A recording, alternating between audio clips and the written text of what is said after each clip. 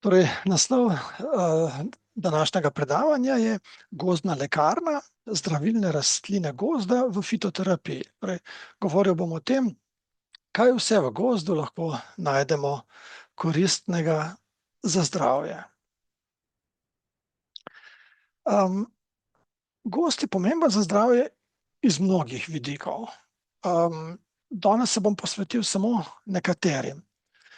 V najširšem smislu besede, biologi temu pravijo ekosistemske storitve, je gozd pomemben zato, ker nam čisti zrak, proizvaja kisik, lovi prah, ščiti pred požari, pred plazovi predvsem in ima mnoge druge posredno koristne lastnosti za človeka in tudi za človekovo zdravje, ampak v ožjem smislu nekako se bom pa opredelil za kulinarično uporabo, torej številne rastline, ki jih bom danes omenil, lahko uporabljamo, bodisi kot začimbe, bodisi kot hrano.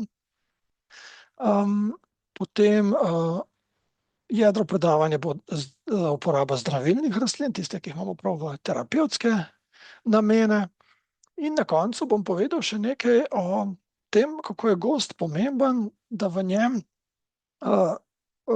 iščemo zdravje tudi na drug način, ne z nabiranjem rastlin, ampak z našo prisotnostjo, oziroma lahko tudi z nabiranjem rastlin, ampak da ni bistvo v nabranih rastlinah, ampak v našem samem nabiranju, torej v času, ki ga preživimo.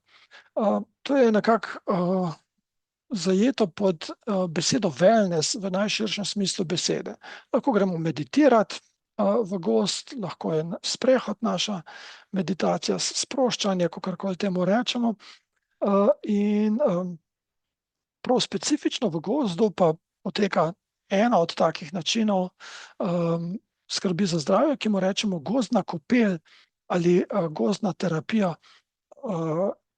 Kopel je beseda zato, ker se kopamo v gozdu brez vode. O tem, kot rečeno, na koncu. Za začetek bom naredil en pregled, kar tako nekako po tipih rastlin, začeli bomo z drevesi, pa potem šli na zelišča. Že nekatera drevesa, kot nekateri iglavci, smreka, jelka, bor, so vsestransko uporabni. Tako njihova smola se lahko uporablja, ki jo nabiramo, kar sama priteče, najbolj trajnostno. Včasih, ko so potrebovali večje količine te smole, ker so tudi za tehnične namene uporabljali, so zarezovali, je bilo to smoljarjenje prav pomembna dejavnost. Potem poznamo seveda smrekove vršičke, lahko enako tudi jelkine nabiramo za izdelavo sirupa. Eterično olje iz iglic ima zanimive protimikrobne lastnosti. Uporaba vej, olesenelih vej je ena malo manj razširjena način uporabe, ki pa smo ga na Fakulteti za farmacijo v zadnjih 10-15 letih temeljito raziskali in bomo o tem še več povedal v drugem delu predavanja. Potem imamo različne plodove. Češnja, čremsa, črn trn, glog, rumeni dren. To na sliki je rumeni dren, ki ima rdeče plodove, imenuje se pa rumeni dren, ker rumeno cveti. To so vse plodovi, ki so polni hranil, vitaminov, mineralov, antioksidantov. Nekateri so bolj trpki, drugi, kot na primer češnja, bolj sladki, nekateri malo bolj moknati, tako kot glog. No, te so bolj za prehransko uporabo, mogoče glog še najbolj tudi neko terapevtsko, čeprav tudi pri glogu so bolj terapevtsko uporabljajo cvetovi. Cvetovi se pa tudi uporabljajo, kot rečeno, pri glogu. Izvlečki iz cvetov in tudi listov gloga so bili temeljito preizkušeni in imajo dokazano krepčilno delovanje na srce, torej uporabljamo pri začetnih stopnjah pešanja srca. To, kdaj gre res za začetno stopnjo pešanja srca, kdaj pa gre za neko nevarnejšo stopnjo, tega sami ne moremo diagnosticirati, tako da fajn je, da nam zdravnik ugotovi. Glog pa lahko potem tudi sami brez zdravniškega nasveta uporabljamo, če le ni prehuda popuščanje srca. Lipa je druga drevo, ki tudi v gozdovih raste in pri katerem se cvetovi uporabljajo. Lansko leto je bila lipa Knajpova rastlina leta in sem ji na festivalu zelišč v Volčjem Potoku namenil celo predavanje. No in pa še robinja, cvetovi robinje oziroma, kot ji ljudje rečejo, akacija, pravilno ime je robinja, ti dišeči cvetovi so pa predvsem v prehrani uporabni. Potem imamo pri nekaterih gozdnih rastlinah tudi ljubje lahko uporabljamo. Večinoma ljubje vejic, mladih vejic, nekaj let starih vejic, recimo za mezinec debelih vejic. To je predvsem hrastove vejice, so polne čreslovin in jih lahko uporabljamo za zdravljenje različnih vnetnih stanj na koži, sončnih opeklin, hemoroidov tudi, pa tudi notranje pri vnetih ustih, vnetih dlesnih, tudi proti driski, čeprav proti driski nekako ponavadi druge vire čreslovin uporabljamo. Na sliki je pa krhlika, pri kateri pa ljubje deluje pa obratno kot hrastovo ljubje, je pa odpira, je pa proti zaprtosti. Vsebuje tako imenovane antrakinonske glikozide in te so dražeči laksativi, ne. To je strokovni izraz za sredstva, ki omehčajo blato in povečajo pogostost opravljanja velike potrebe. Ta krhlika spada med dražeče laksative, tako da je bolj primerna za kratkotrajno uporabo, res močno deluje, tako da tudi nekoliko previdnost potrebna, za lažja zaprtja pa so boljše recimo lanena semena ali pa čija semena. Potem imamo pa še različne gozdne rastline, pri katerih liste uporabljamo. No, v prehrani lahko mlade liste marsikaterega drevesa uporabljamo, ampak prav v fitoterapiji za terapevtske namene je pa predvsem breza, v manjši meri pa tudi robida, no, kot grm oziroma ja. Brezini listi so pa predvsem kot diuretik, torej za pospeševanje nastajanja urina, za pospeševanje spiranja urinarnih poti pri kakšnem vnetju. Če gremo zdaj z dreves še na nižje rastline, se pri nekaterih uporabljajo plodovi, tole je borovnica, tudi brusnica se uporablja. No, pri borovnici se posušene borovnice uporabljajo predvsem proti driski. Tudi ta vsebuje, tako podobno kot sem prej rekel pri hrastovem ljubju, čreslovine, ki delujejo antidiaroično, torej proti diareji, proti driski. In deluje nekako milejše, nekako je bolj tudi varna uporaba. Mora biti pa nujno posušeni plodovi borovnice, kajti sveži plodovi lahko delujejo obratno, torej še mehčajo blato. Brusnica se pa predvsem uporablja v prehrani, večje količine ene sorodnice brusnice, nekateri jo uvrščajo tudi v isti rod, to je tako imenovana mahovnica, veleplodna mahovnica, se pa tudi v fitoterapiji pri uroinfektih, pri infekcijah urinarnih poti uporabljajo. No, potem imamo tudi rastline, pri katerih se listi uporabljajo, tudi v tej skupini zdaj ne drevesastih ali grmastih. No, eno tako na sliki je bršljan, bršljanovi listi, tukaj so sicer taki netipični rombasti bršljanovi listi, kakršne bršljan tvori v cvetni regiji, oziroma tukaj se vidi plodove, v ostalih delih rastline pa bršljan tvori bolj tiste tipične liste s srčastim dnom in z 3 do 5 segmenti. Bršljan deluje tako, da olajšuje kašelj, da mehča sluz, da jo lažje izkašljamo, navlaži dihala, da nimamo suhega kašlja, ali pa če imamo že sluznat kašelj, je ta sluz mehkejša in jo lažje izkašljamo. Uporabljamo pa zelo nizke odmerke, take nizke odmerke, ki jih je v obliki čaja praktično nemogoče odmeriti. Nekako dnevni odmerek, ki ga pa potem še razdelimo na 3 posamezne odmerke, je tam nekje 1/5 do 1/10 čajne žličke. Kako bomo to odmerili, bolj težko. Tako da najbolj na mestu je uporaba nekih strokovno izdelanih pripravkov. Če pa je kakšen dobro verziran zeliščar, si pa mogoče lahko tudi sirup naredi, ampak mora res paziti na odmerke. No, druga rastlina z listi je pa v gozdu je pa krompirjevka ali smrdljivka, ali gozdni regrat mu tudi reče. To je pa bolj prehranska rastlina, nima toliko fitoterapevtske uporabe. Naslednji organ bo korenika. No, med gozdnimi rastlinami se korenika uporablja na primer pri bodeči lobodiki. Rastlina je sicer zavarovana pri nas,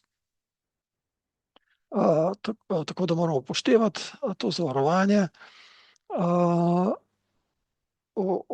Uporablja se pa podobno kot divji kostanj in tudi podobne snovi vsebuje v koreniki, torej saponine.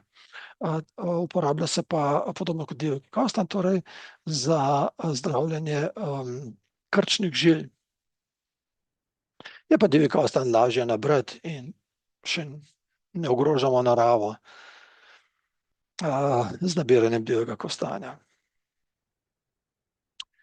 Potem pa še naslednja rastlina, dišeča lakota, pri kateri pa celo zelj, cvetočo zelj, stebla, listi, cvetovi nabiramo. Kot ime pove, je dišeča in to zaradi kumarinov, ki jih vsebuje.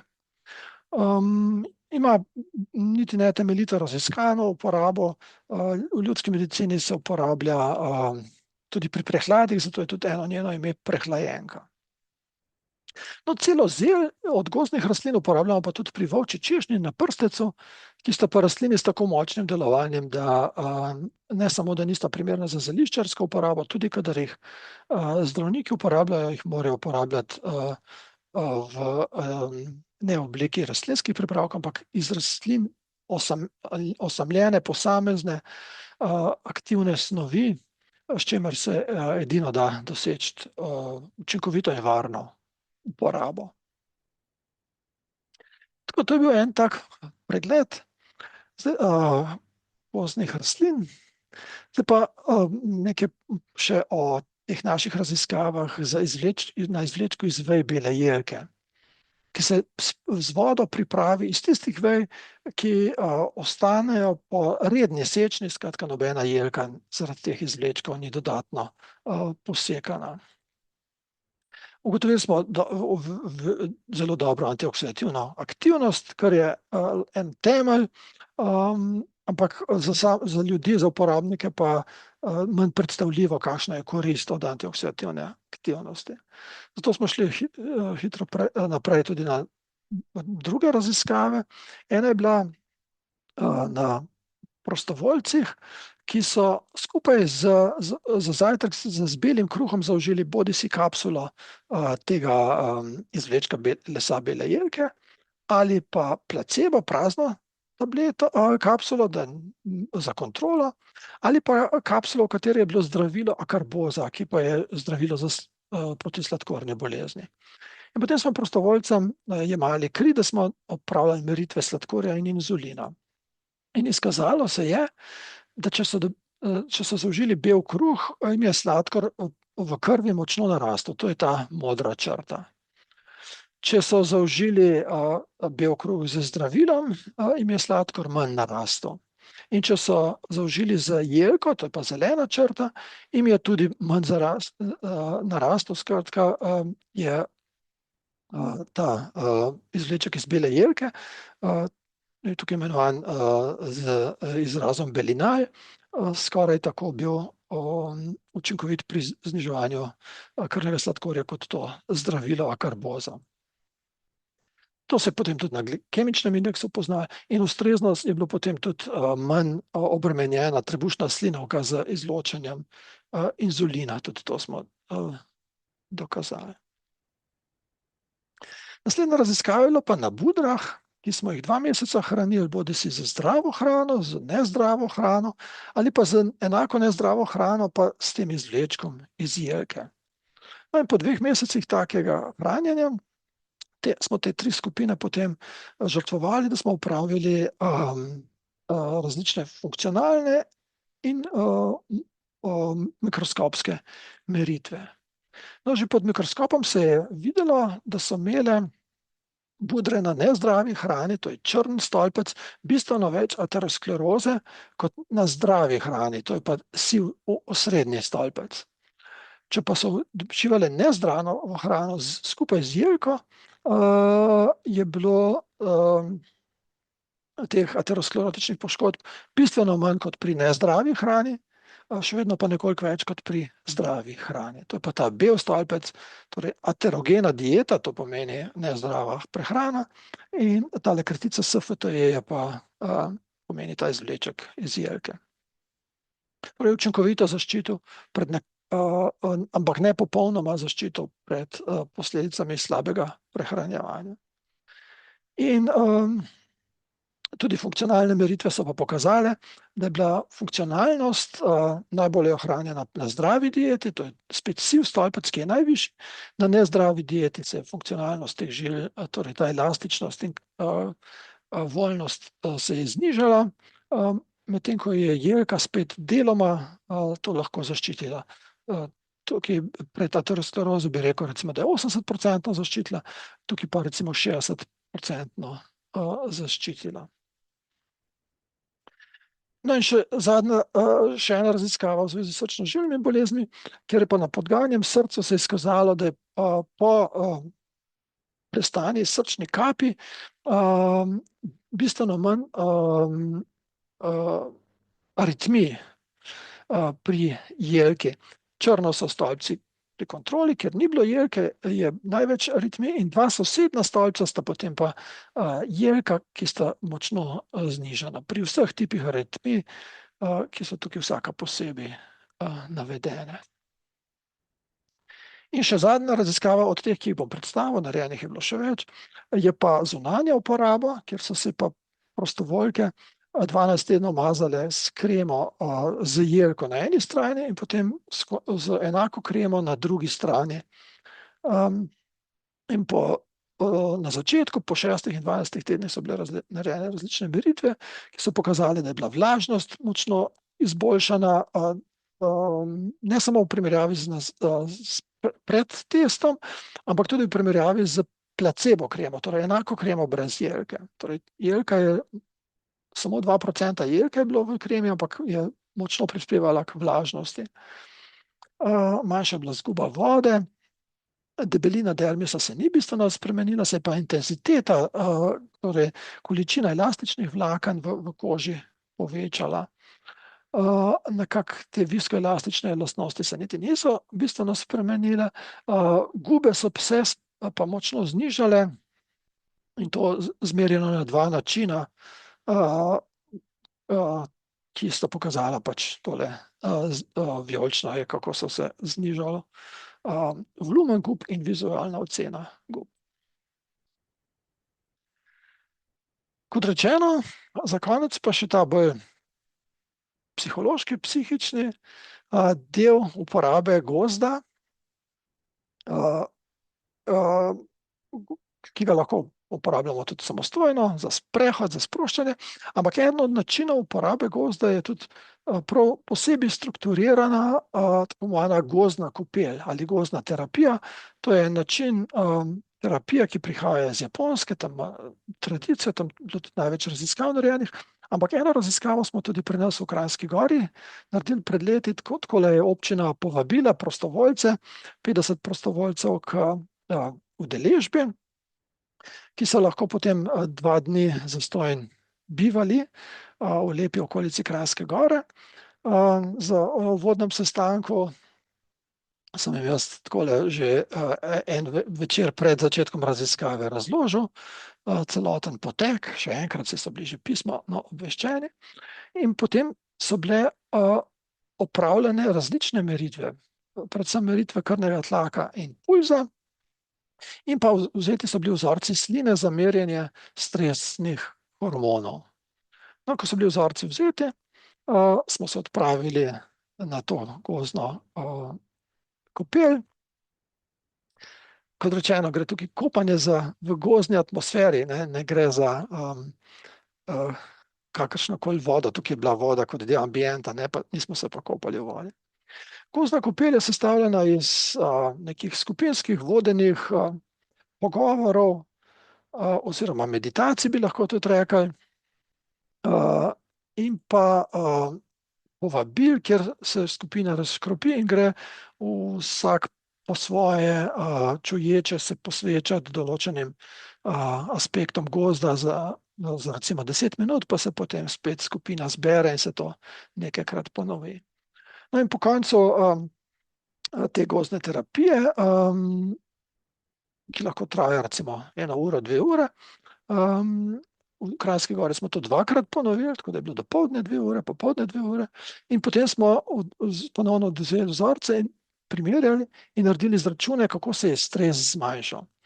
Torej, to smo objavili v ugledni reviji, kakšni so bili psihološki in fiziološki koristi gozdne terapije. No, konkretno se je izkazalo, da se je stres zmanjšal za 8%, kortizol za 4%, DHEA, to je en drug stresni hormon, za 26% in krvni tlak za 3%. To je še en tak zanimiv način uporabe gozda. Če vas zanima o zdravilnih rastlinah še več, vas vabim, da si obiščete našo spletno stran fitoterapija.si, kjer so različne brezplačne vsebine, tako vnaprej posneta predavanja, recepti, članki, tudi kakšne zabavne igre, in pa tukaj so tudi informacije o tečajih, ki jih živo izvajamo, predvsem pri nas v Divači, in pa spletni tečaji, ki jih lahko obiskujete kar od doma, so tudi tukaj razloženi, kakšni so na voljo. Vabljeni torej na to spletno stran in nasvidenje.